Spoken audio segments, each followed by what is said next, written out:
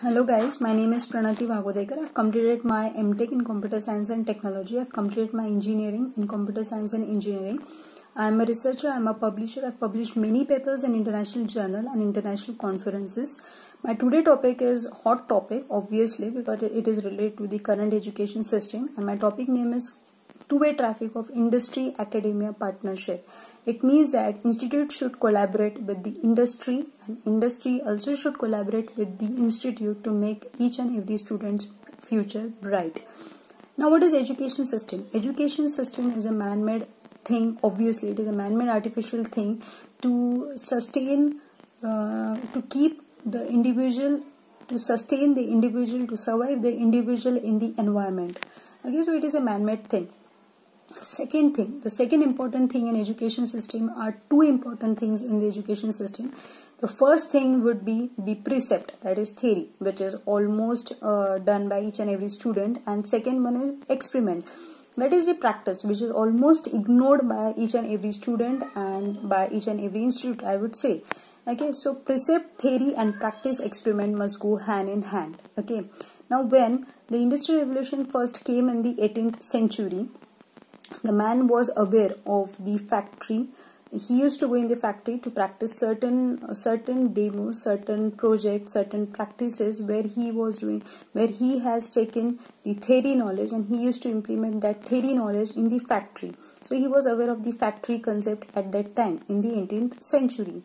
Now this industry academia partnership can be given as a three names. Okay, it can call by the three names, that is industry institute linkage, industry institute partnership, industry collaboration. Okay, and this name is given as 3IS. Okay, 3IS means why? It is it's initially starting by the I, so it is given as a 3IS. So it is industry collaboration, industry institute partnership and industry institute linkage. Now you must be knowing our Indian constitution belongs to the three roles. Okay, it has three main major roles. First one is chairman, second one is member and third one is general secretary. What is the chairman?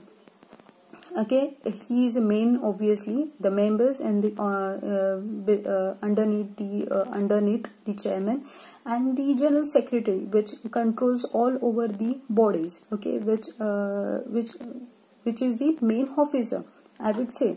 Okay, now if IIPC commits or if IIPC gets proposed to the education system that to build some constitution education system as per the constitution in India, what would be the scenario in the constitution?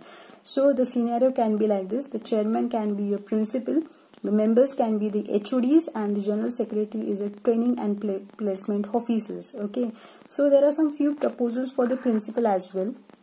That is, he should have 5 years of industrial experience. He should have 5 years of industrial experience at least, and he should have some leadership qualities. Okay. Second should be the faculty should be same for the 3 months compulsory industrial training. Okay, there should be 3 months industrial training.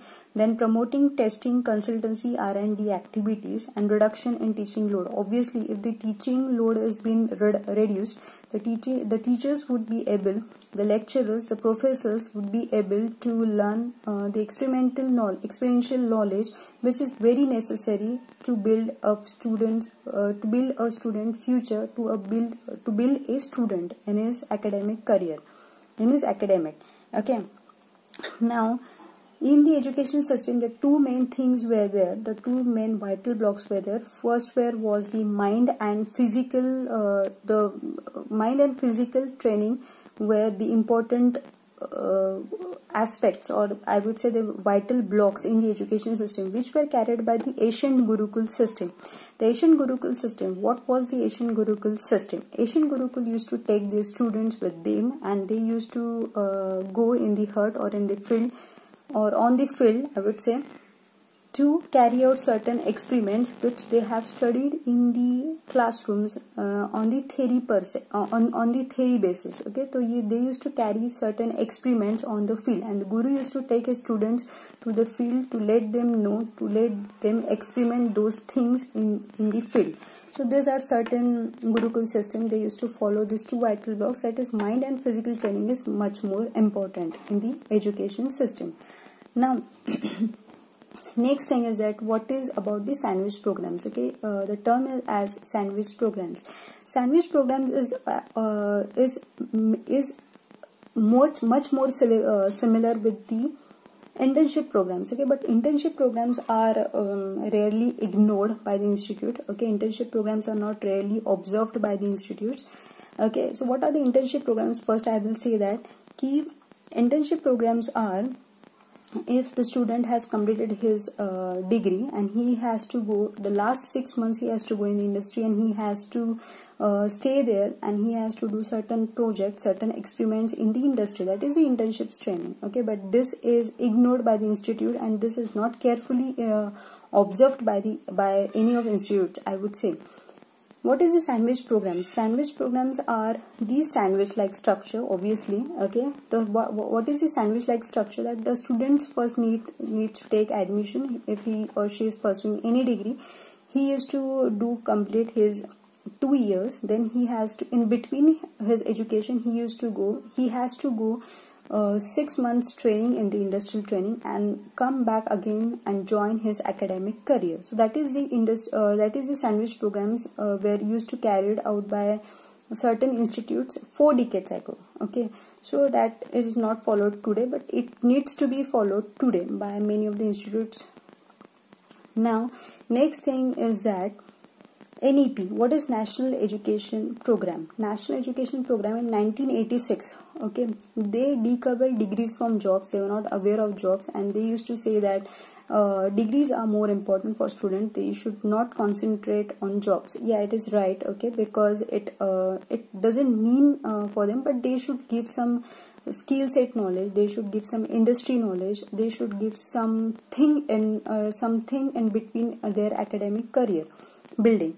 Okay, so NEP 1986 dedicable degrees from jobs, and in NEP today's scenario, in NEP 2020, they are giving holistic education to each and every student. Okay, which is very good progress, obviously. Now if you observe current scenarios for tertiary education, I would say for tertiary education the scenario is like that many of the PhDs and many of the institutes, in many of the institutes, PhDs, HODs, lecturers, professors are not having any industrial knowledge. Then less than 30% of institutes are NAAC accredited, and much less are NBA. Okay, and third one is there are less autonomous colleges are there. So these scenarios are being observed in current tertiary education. Now guys, you would say that why I am focusing on practical knowledge, experiential knowledge. Why? I will not say theory is not bad. Okay, theory is not bad, it is good. Okay, but it is bad when that theory is not implemented on practical basis, and on practical basis, okay, we don't know how to earn money on those theory concepts. Then that theory knowledge is not of use, obviously.